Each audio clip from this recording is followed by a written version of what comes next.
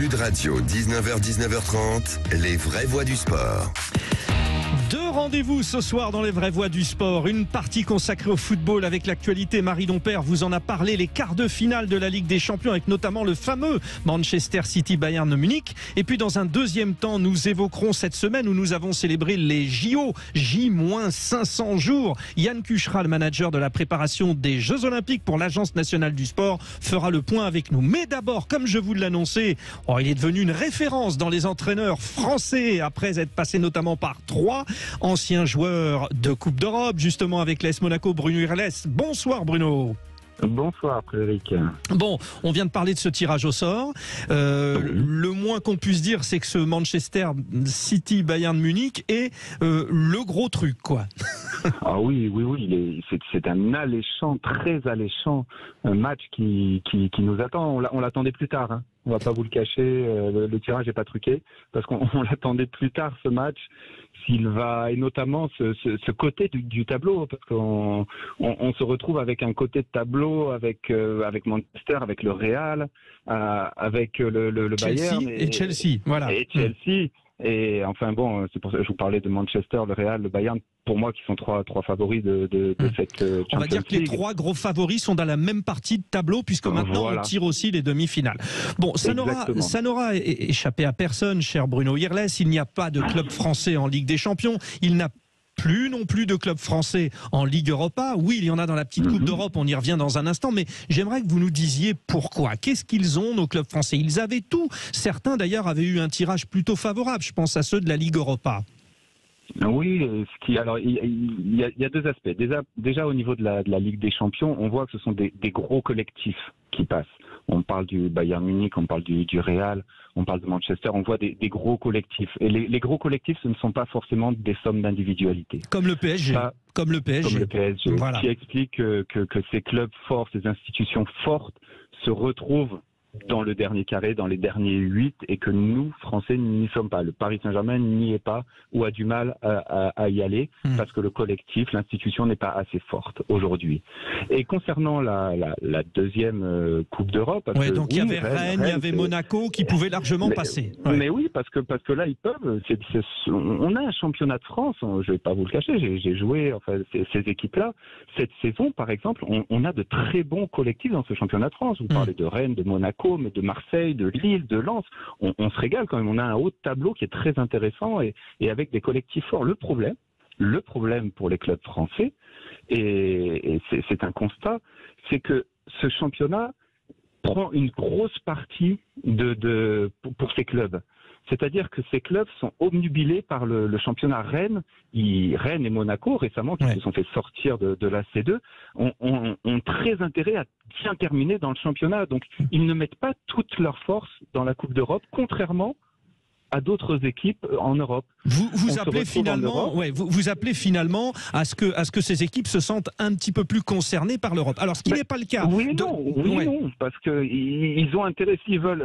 C'est super important aussi en France de terminer dans les 5 premiers s'ils veulent financièrement être bien la saison prochaine. Donc, alors, les championnats, on les prépare pas forcément pour que ces équipes performent en Coupe d'Europe. Bruno Irles, il y a quand même l'OGC Nice, donc qui se trouve dans la Ligue Europa Conférence et qui jouera la petite Coupe d'Europe, qui jouera contre les Suisses de Bâle et qui en demi-finale devrait se retrouver contre le vainqueur de la Fiorentina contre Lech Poznan. Nice avec Ineos, qui est un investisseur déjà très présent dans le sport, avec le cyclisme, ils ont gagné le Tour de France avec Chris Froome, etc. C'est du solide. Nice va devenir une grande place du foot français? Nice est rentré dans une autre dimension. Le Nice que j'ai connu quand on jouait contre l'AS Monaco contre Nice, il n'y avait pas photo dans les ambitions des deux clubs il y a une vingtaine d'années. Aujourd'hui, Nice est au niveau de l'AS Monaco. Ils ont une force. Ineos a apporté un pouvoir et on le voit sur le terrain. Il y a des joueurs qui n'auraient jamais pu aller à Nice. Un Terence Profit qui est arrivé à Nice, c'est à 30 millions, c'est énorme. Le buteur, c'est énorme. Et vous avez des très bons joueurs, une très bonne équipe. Aujourd'hui, Nice peut aller chercher cette petite Coupe d'Europe. Et je leur souhaite vivement. Bon. Parce c'est une bonne place forte du foot français. Ça nous rassure. Merci en tout cas de vos éclairages, Bruno Irles. On vous retrouve très bientôt. Alors déjà chez nos amis de Canal+, ce soir. Oui. Et puis bien sûr, vous reviendrez. Et puis dans peu de temps, je pense qu'on annoncera votre retour en tant qu'entraîneur. Mais là, on ne peut encore rien dire. Voilà. Merci Bruno Irles. Dans un instant, nous parlons des Jeux Olympiques. Nous avons souhaité, espérer cette semaine que nos champions soient prêts. Parce qu'il ne restait mardi que 500 jours avant le grand début. Eh bien, nous allons prendre le pouls, le thermomètre. Yann Cuchera, le manager de la préparation des Jeux Olympiques pour l'Agence nationale du sport, est avec nous dans un instant. Il nous dit comment nos athlètes français vont. Les vraies voix du sport. Comment nos Français se préparent-ils pour les fameux Jeux Olympiques de Paris 2024 ? Jeux Olympiques et Paralympiques, parce qu'il y a des enjeux de médailles sur ces deux grandes compétitions en une. Le compte à rebours est lancé. Mardi dernier, nous avons célébré le J-500 de ces Jeux parisiens. Et pour encadrer nos jeunes Français, et d'ailleurs peut-être même un peu moins jeunes, mais ceux qui ont besoin d'aide, qu'on les propulse vers la médaille, il y a l'Agence nationale du sport et son manager de la préparation, Yann Cuchera, est avec nous. Alors le thème c'est gagner en France, le thème de cette préparation. Yann Cuchera sait comment faire, il a participé à 4 Jeux Olympiques, ancien capitaine de l'équipe de France de gymnastique. Bonsoir Yann Cuchera. Bonsoir. C'est une mission fantastique, passionnante.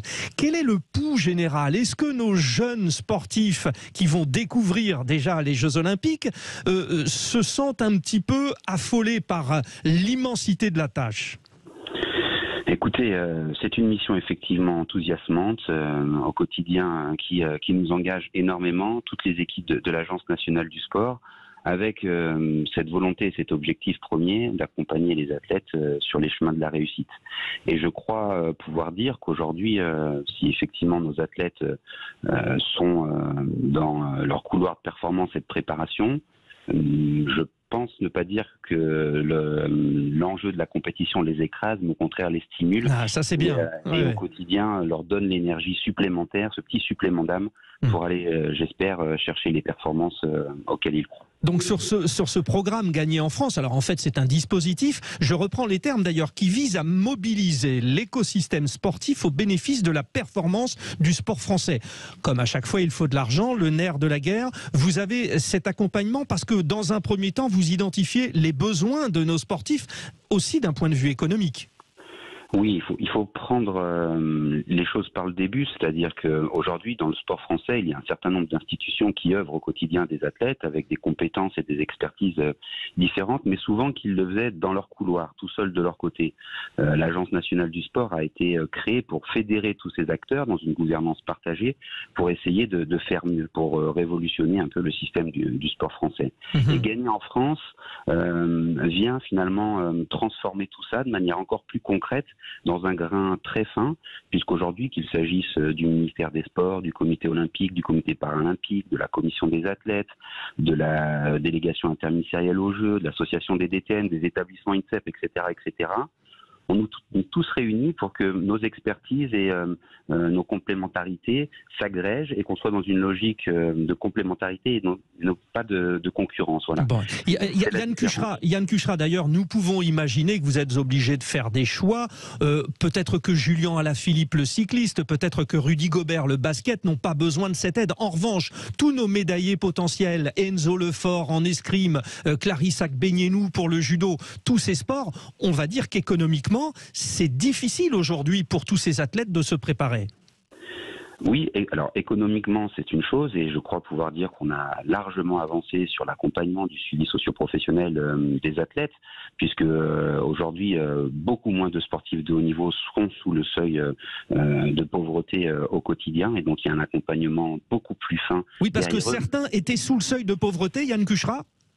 Il y avait une étude qui avait été réalisée notamment sur les Jeux de Rio qui identifiait à peu près à 50% des athlètes qui étaient en dessous de ce seuil de pauvreté, pauvreté dans le quotidien, donc ce qui était effectivement colossal. Aux Jeux de Tokyo, on était à 10%.